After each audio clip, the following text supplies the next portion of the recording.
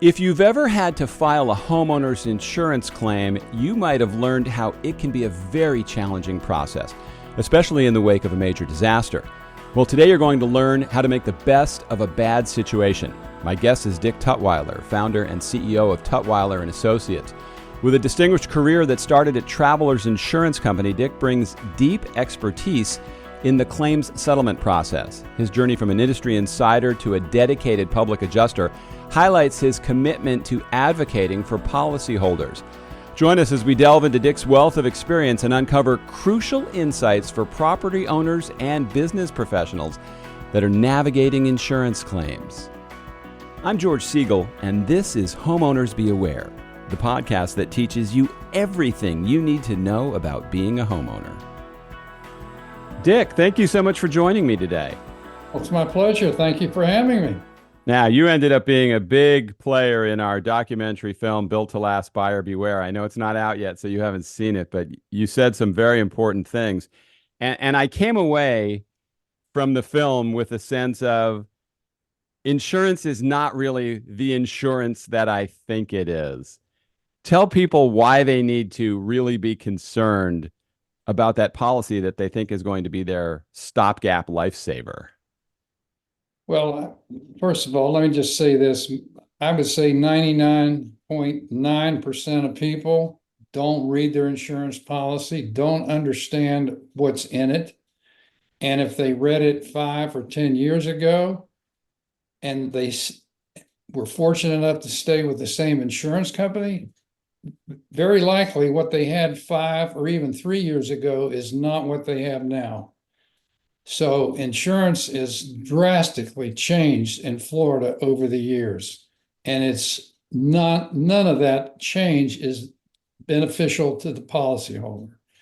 It's they call an insurance contract a policy of adhesion. They wrote the policy, so they put the stuff in the policy. Now, in certain cases, if they want to change endorsements to the policy, theoretically, they're supposed to get it improved by the folks up in Tallahassee. But who reads that stuff? Nobody reads it. And I know I've had very, very sophisticated clients over the years, commercial and homeowners, and they have no clue what's in that policy. And even worse is their agent and broker typically, unless they have some sophisticated risk management people, which most people don't have, they don't know what's in that policy. They don't know how the dynamics of what happens after a loss. What happens? Who does what? Who has the authority to do what? So, people are totally blind when it comes to insurance in this state and in every other state, in my opinion. So whenever I'm signing something, whether it's at the doctor's office, whether it's an insurance form, whatever it is, and I'm always thinking, okay, if I question this, they're not going to rewrite it for me. They're not going to change anything. So even if I read that policy and I found out how bad it was, what are my options? Because I know here in Florida, there aren't a lot of them. So if I read that policy and it says you're not covered for X, Y, and Z, where am I going to find coverage for X, Y, and Z that's going to make me happy? Well, you got to understand what you don't have. You got to understand that this policy doesn't cover things, and you're not going to know that because, and here's a prime example. Insurance over, several, I would say 100 years, went from a policy which was called the New York Fire Policy, and it had 59 lines of coverage, and it was all geared for fire losses. And it stated very clearly what was in the policy. A common man, if he could read 100 years ago, could read that and probably understand what it says.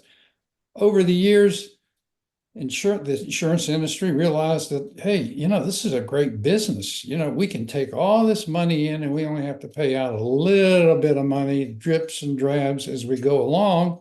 So guess what? The competitors figured that out. So then they started adding things to policies. And, it went from ACV coverage, which means you only get the actual cash value coverage, to replacement cost coverage. And they start insuring this and that. And all that was pretty much favorable to the policyholder until Hurricane Andrew hit in 1992. And I hate to keep bringing that up, but the fact of the matter is that was a sea change in the world of insurance, because insurance companies suddenly realized they had all this exposure and they had all these policies with these terms out there that were somewhat favorable to the policyholder. And they did that. Why? Competition. Allstate wanted to beat State Farm. State Farm wanted to beat Metropolitan, and so on and so on. But Andrew changed all that. So then the insurance companies started looking at, well, first of all, we don't want to be here anymore. That was their first out. And they created what's called pup companies. And not to get too far in the weeds, a pup company still had the name State Farm, but the lawyers drew up contracts that said the pup company is not really the main headquarters. And I'll say State Farm because they still have a pup company. The headquarters up here are really not responsible if the pup companies go broke. We're only responsible for the pup companies are responsible for their own losses, not the big company, because we get wiped out. So all these things changed after Andrew, and they continued to change. And we had no storms for a number of years after Andrew. And then all of a sudden we had a lot of storms. Yeah. And insurance companies, same thing. This is ridiculous. What are we doing insuring this? And then the dirty word mold came out. And that went nuts. I mean, literally nuts all over the country. And that started in Texas. Miss Ballard out in Texas claimed that she got sick from mold.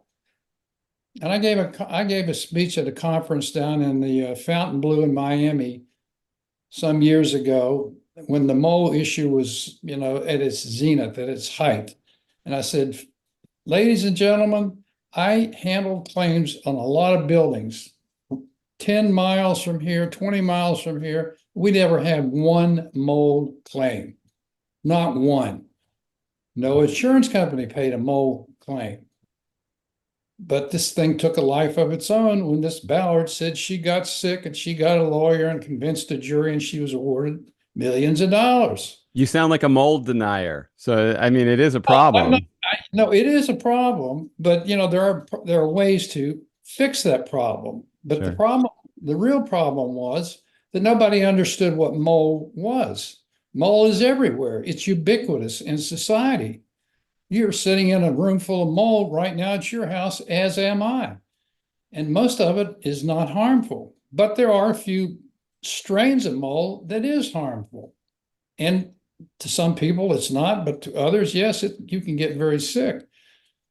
But the restoration people jumped in on this. Oh, we got to get this mold out of here. And, we got to do all this kind of stuff. And we have to set protocols and we have to bring in the guys with the white suits, and up went the cost, up went the premium.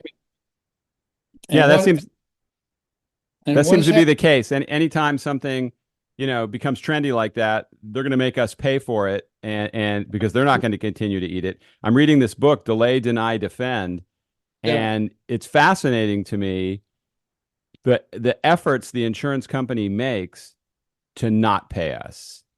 And I think most people don't know that. You assume, hey, I'm paying this hefty amount. You said in the film, there's to some degree of confidence you're going to get something, but it may be nothing near what you need in order to go on with your life. That's true. And a lot of that has to do with the body of the policy. There are different policy forms and there are different companies. I will tell you one of the best companies, and I have it, and I'm very comfortable with, I'm going to get paid by them because I know them. I know their reputation.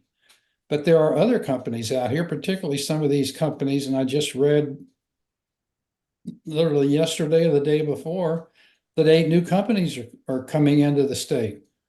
Okay, well, who are they and what's their background? What's their financial strength? So people say I have an insurance policy. What do you really understand who they are? Have you checked their ratings? Those kind of things. So, and it gets into what's in their policy.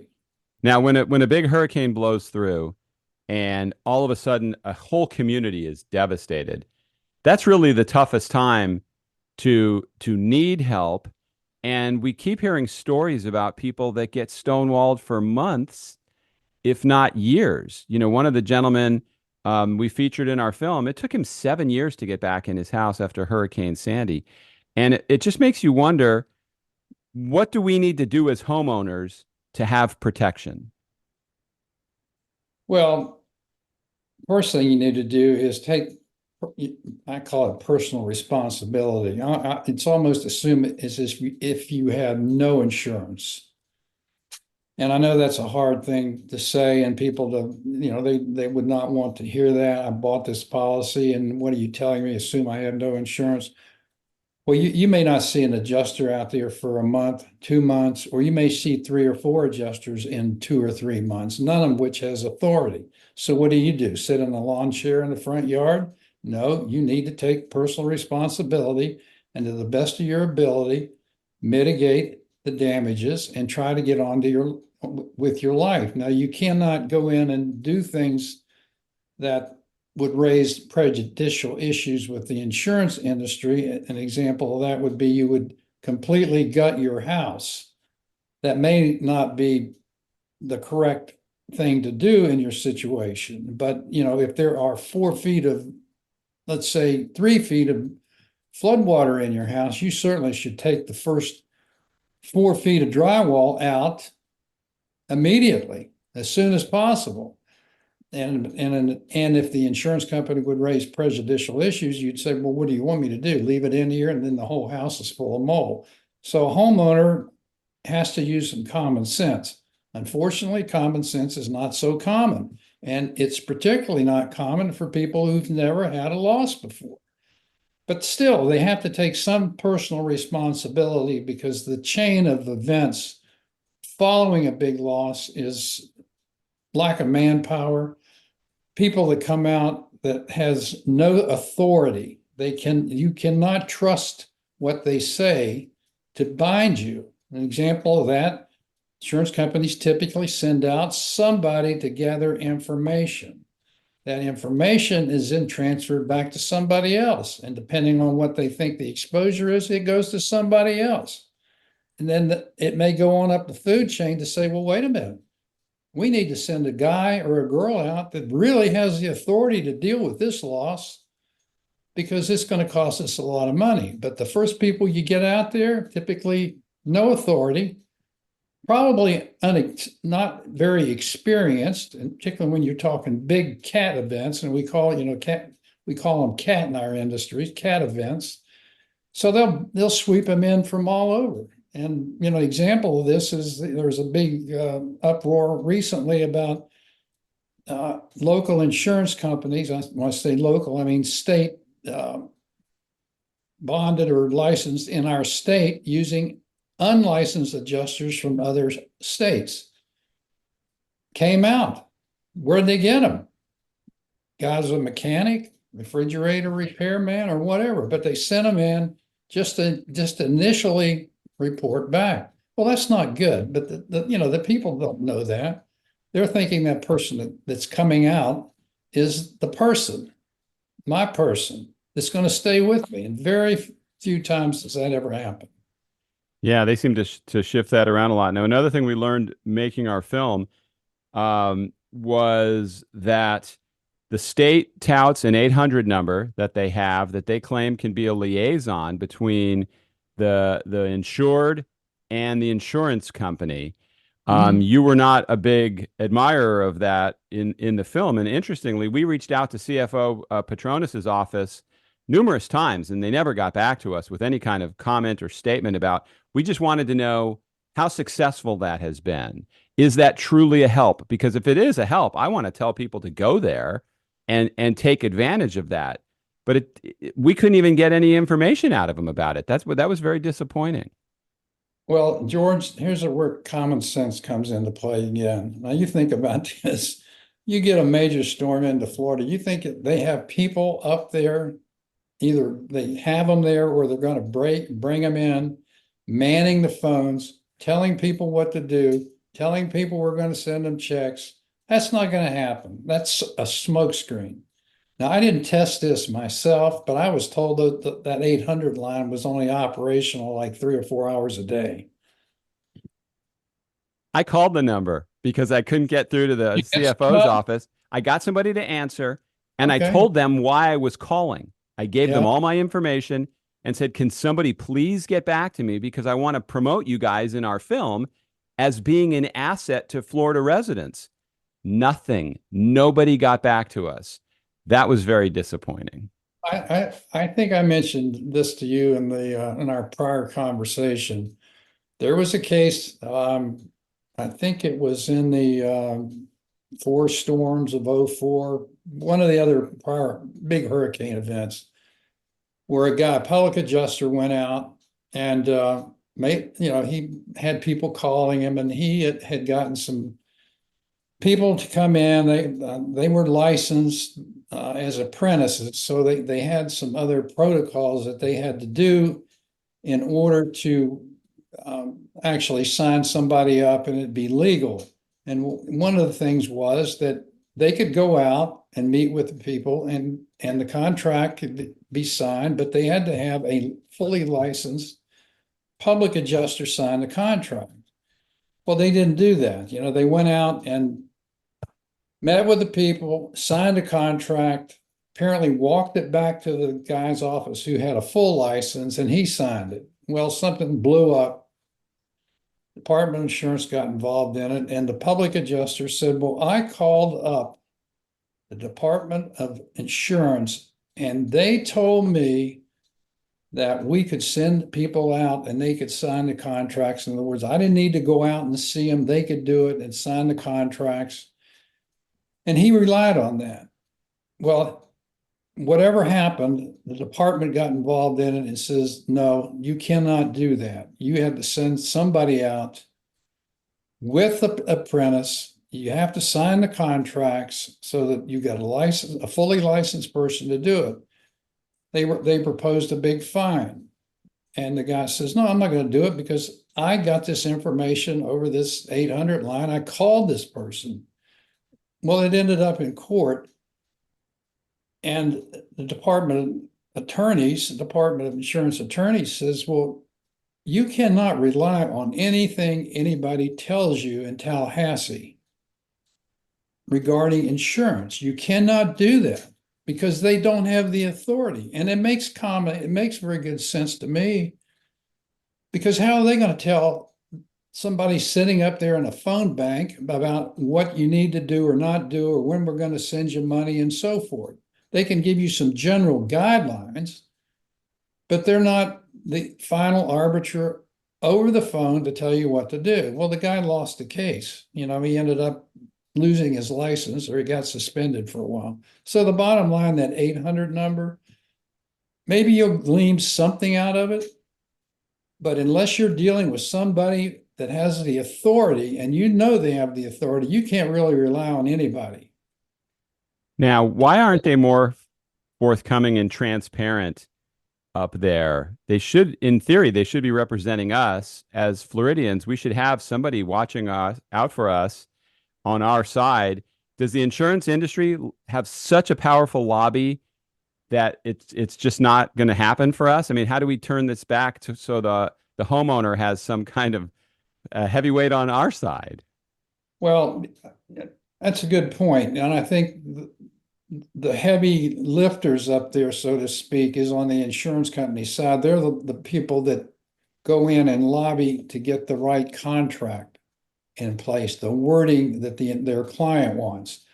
But when you get into a claim situation where people are, coming at you for money, in all fairness to the insurance industry, it's a fact-driven thing. Each person's loss is different. So it's very difficult to have somebody sitting up there monitoring what their person is telling them and giving them advice. It's not going to happen.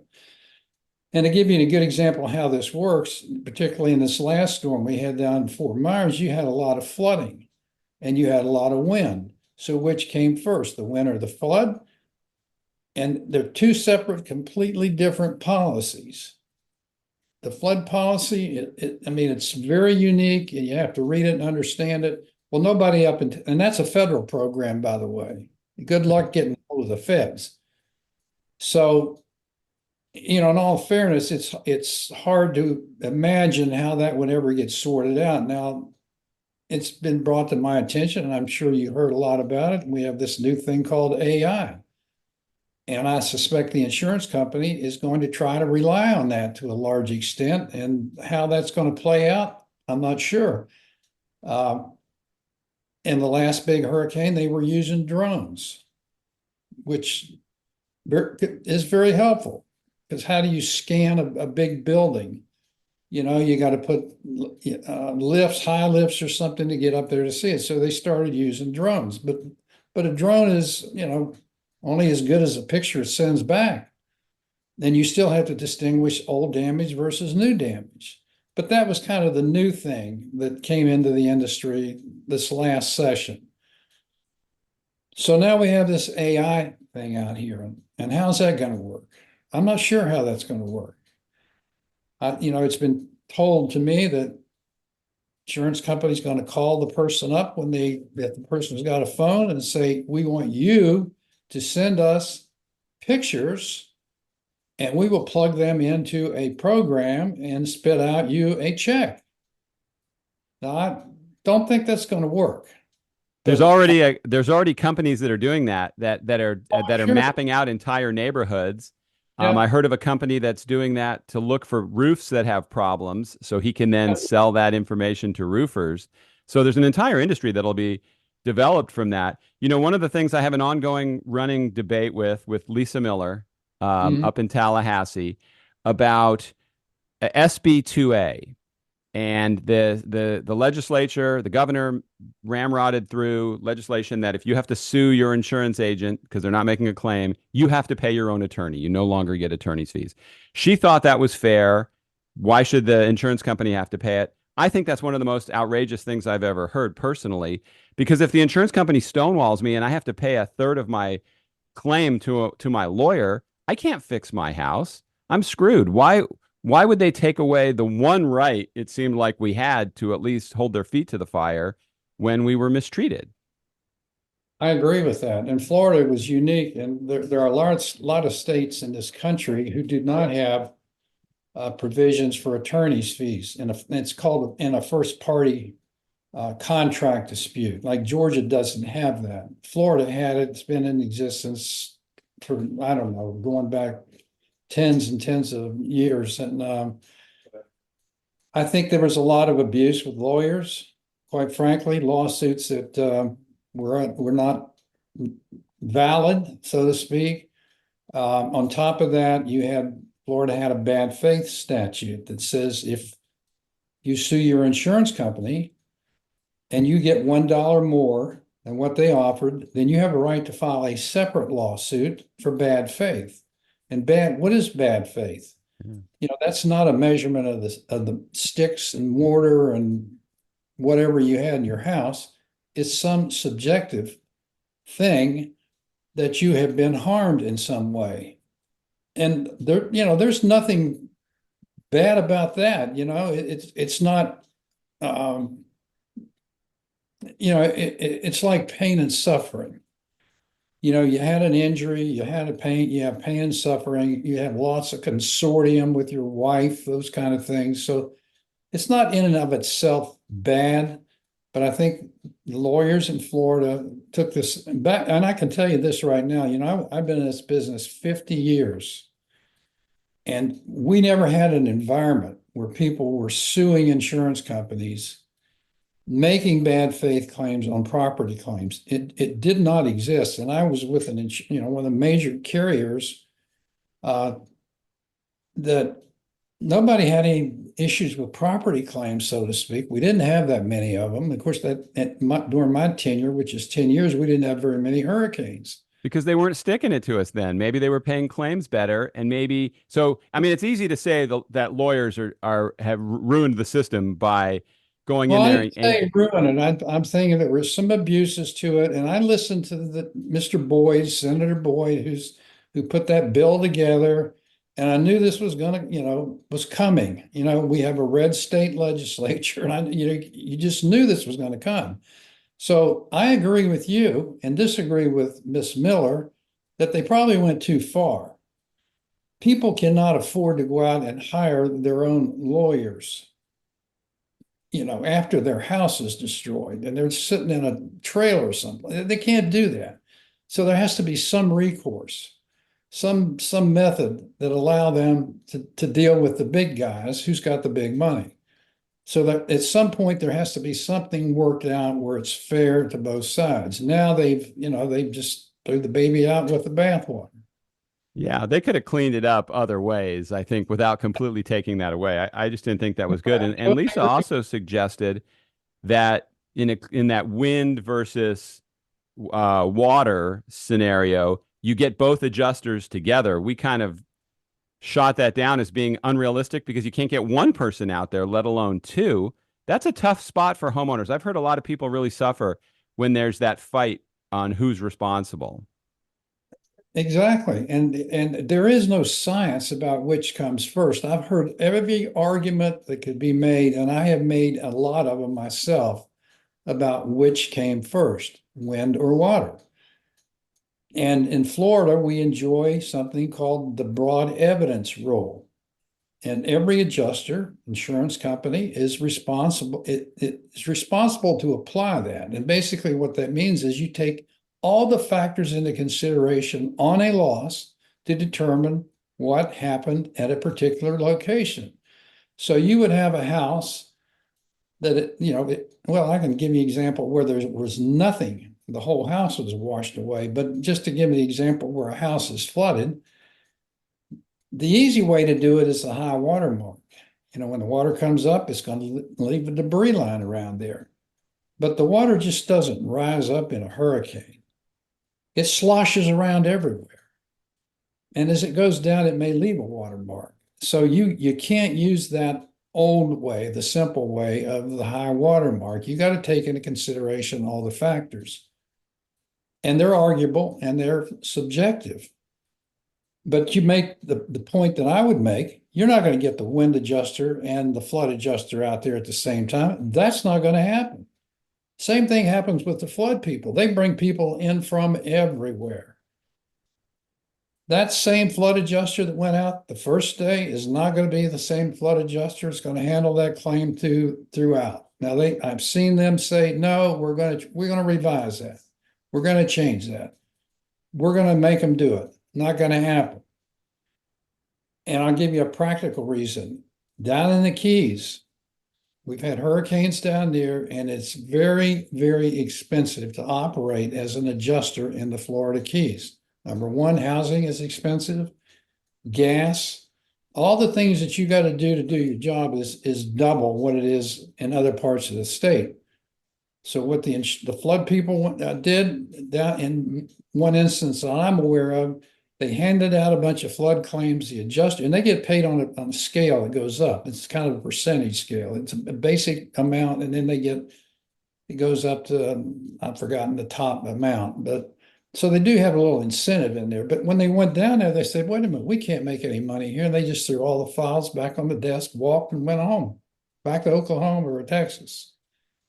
So these are real world examples. Now, what really should be happening in the perfect world, particularly in Florida, is that the policy should cover wind and flood at the same time. Had a loss out here, measure the loss. Doesn't matter whether it's wind or flood, but that would make Florida property policies very expensive. As if they're not already. I mean, it's kind of ridiculous already.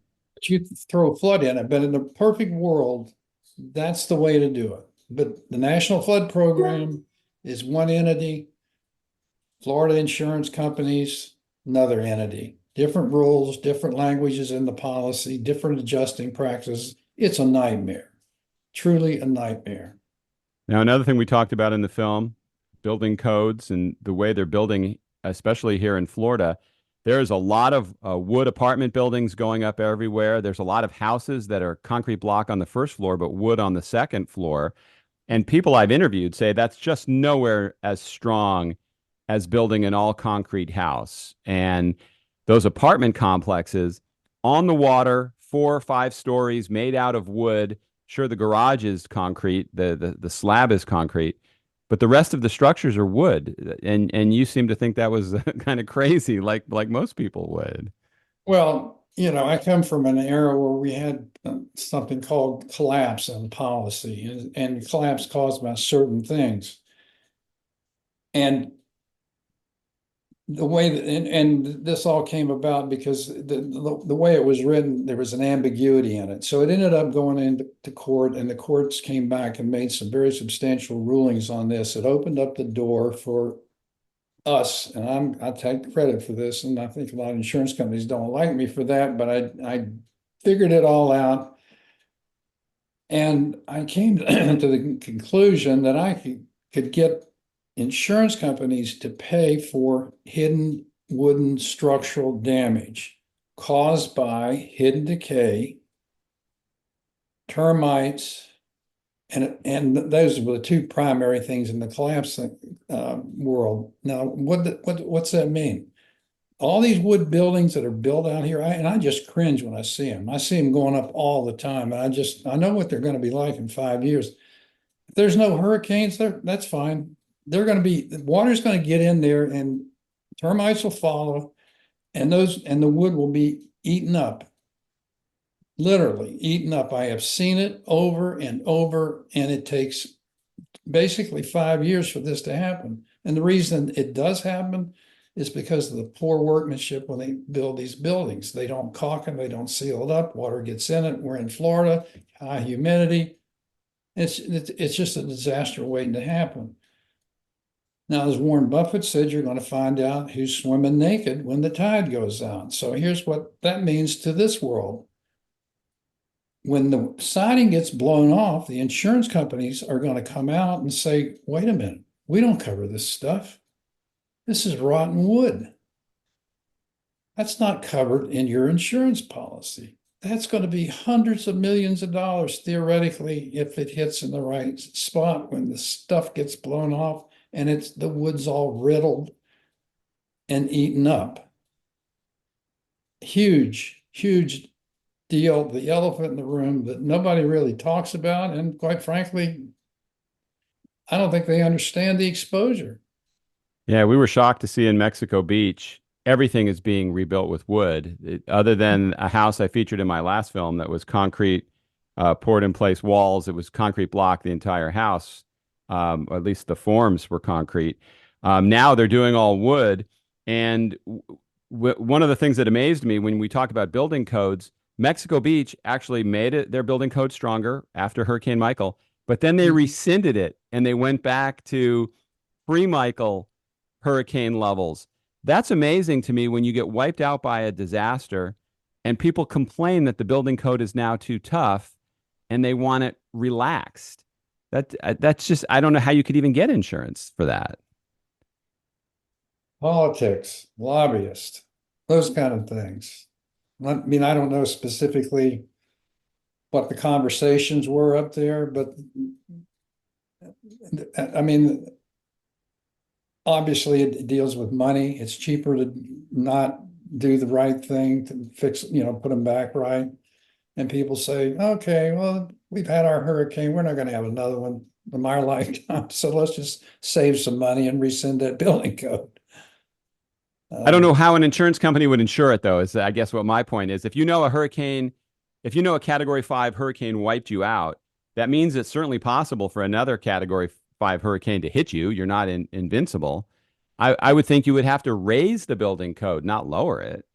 Well, they did do that. And Florida has a pretty strict building code now. People change, their laws to get around it. When it comes time to make a claim, the insurance company may not pay the claim. Yeah, South Florida seems to have the toughest standards. Everybody else. They do now. They absolutely do. But look around the state of Florida. How much of this stuff is on the ground and been here before the building codes were changed? The majority, I would say, the properties in Florida are old properties. Just look what's happening to the condominium world right now. You had the collapse of that Surfside building down there. I've seen that.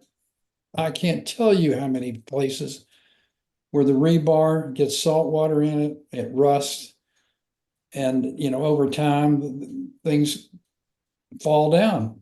Insurance companies kept insuring the buildings. They never said anything about it.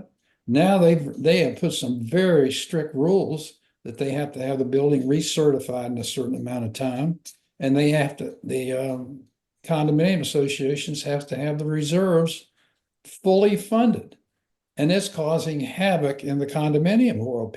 We can't afford to pay for the reserves, and we cannot afford the insurance premium. So what's going to happen? From what I'm reading, developers are going in there and trying to dissolve the old condominium, get the people out, pay them some amount of money, and then put up new buildings that they can make more money on. But Yeah. the Surfside thing was an eye opener. Shouldn't have been, because it's pretty clear that I've seen it all over the state. You build on the water, concrete, you put rebar in there, water gets in there over the years, the concrete spalls, it starts cracking, the rebar keeps rusting. It's a prelude for a disaster, and we had that disaster happen with the Yeah. surf matter down there. That was awful. I can't even imagine what that was like, to be part of that. Now, at what point should somebody consider getting a private insurance adjuster? That's kind of your wheelhouse now. At what point would somebody want to say, all right, I can't rely on company X, we were using Allstate or State Farm or whatever. I'm going to hire my own person. When should you do that? Well, and again, it gets back to common sense. I think people, when they have a big loss, they look around. They were busy before. They had all kinds of stuff going on in their lives, whatever it may be, medical, business, families, and now they've got this. And they have duties and responsibilities. It says in the policy, their duties and responsibilities. Now, most people don't understand that. What does that mean? So a smart person would say, can I do this? Is somebody else going to do this for me? Or should I get somebody that knows what they're doing? And to me, it's a simple thing. I would get somebody that knows what they're doing to handle this. Now, and what I think is a terrible thing is what's happening with surplus lines carriers, which is primarily Lloyd's and a few here in the country. They're putting in anti-public adjusting clauses in it. They're taking away from the policyholder the same thing they did with the lawyers. They do not want the policyholder to hire public adjusters, and they're putting anti-public adjusting clauses in some policies. Can't hire a lawyer, can't hire a public adjuster. That seems kind of rough. I mean, if because Doesn't it's it? less expensive, isn't it less expensive than an attorney? You guys are what, at 10% of the claim, or Typically 10, 15%, and it's all negotiable. The statute in Florida on non-emergency is 20%. Emergency claims are capped at 10%.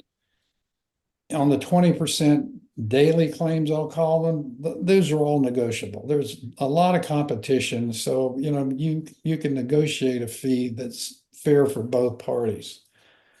But with this anti-public adjusting thing in the policies, I mean, the policyholders are going to be standing out there in their shorts, and they're going to have to read the policy and figure out what they're going to do, because there's not going to be any help out there.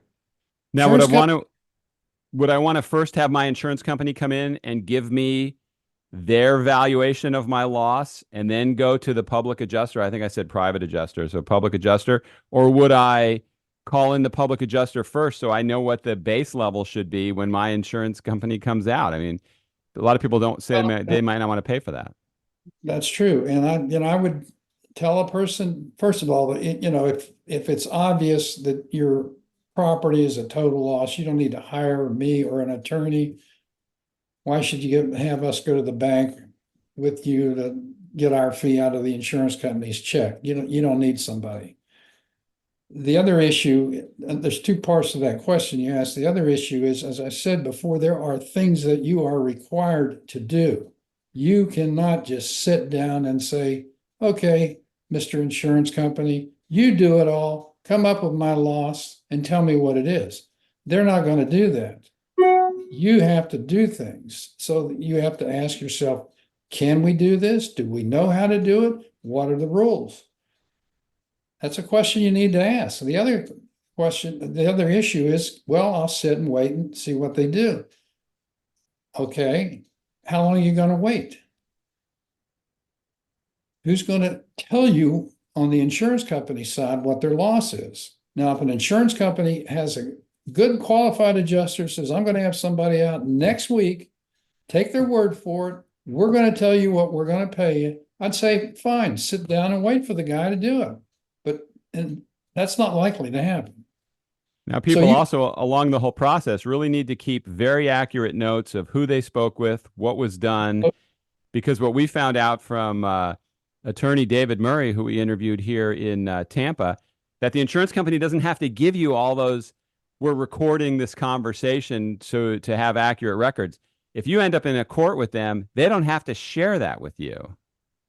And here's another thing they don't have to share with it. If they bring in when I say experts, such as engineers that they hire, they don't have to give you those reports. And those are very, very critical reports in some cases. Do we have to replace the whole roof? Is the building condemned? I mean, the engineer will go in and write a report for the insurance company and give it to them, and they are not required to give it to you.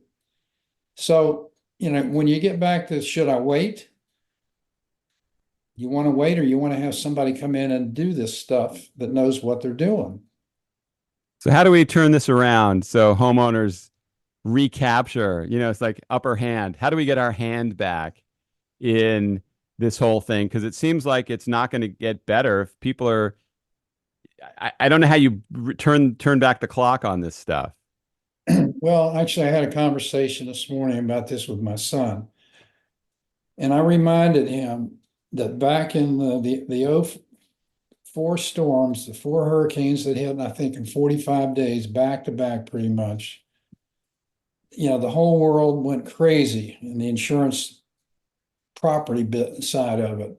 And people were flooding the legislature with complaints constantly, asking them, what is this I'm hearing from my insurance company? My policy says that I am supposed to get replacement cost. My insurance company is saying, no, you need, and I think I pointed this out, you need to go read the fine print. That tells you when you're going to get replacement costs. But no, it says this right on the front. And I told my agent I wanted this.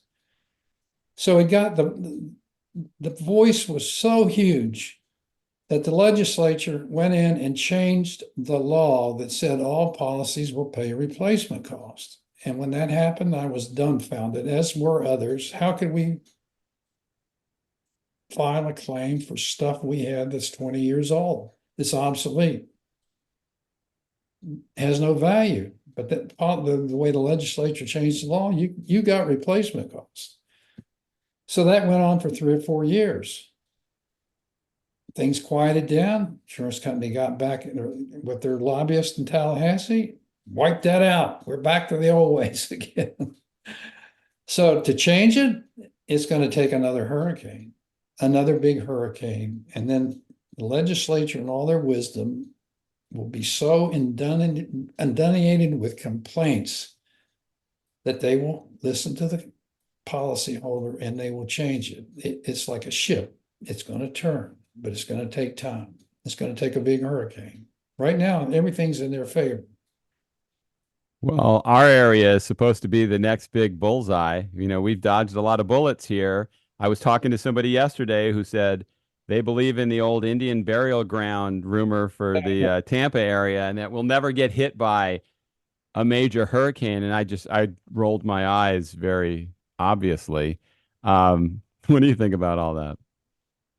Well, I hope so. I hope that old Indian burial ground is still Maiden is still here and she's protecting us, but I doubt it. I mean, I had I went to a conference a couple of years ago, and there was one of the keynote speakers was a Coast Guard admiral, and he had been involved in the Katrina and Sandy, running it from a military Coast Guard perspective. And they gave a great presentation. They do a great job. They're not biased one way or the other. They're out there trying to do the right thing. But I asked him, I said, how come we don't get hurricanes so much on the West Coast? The Panhandle gets them up there, but the West Coast down. He says, watch, it's changing right now. Things are in the works in the atmosphere that it's changing.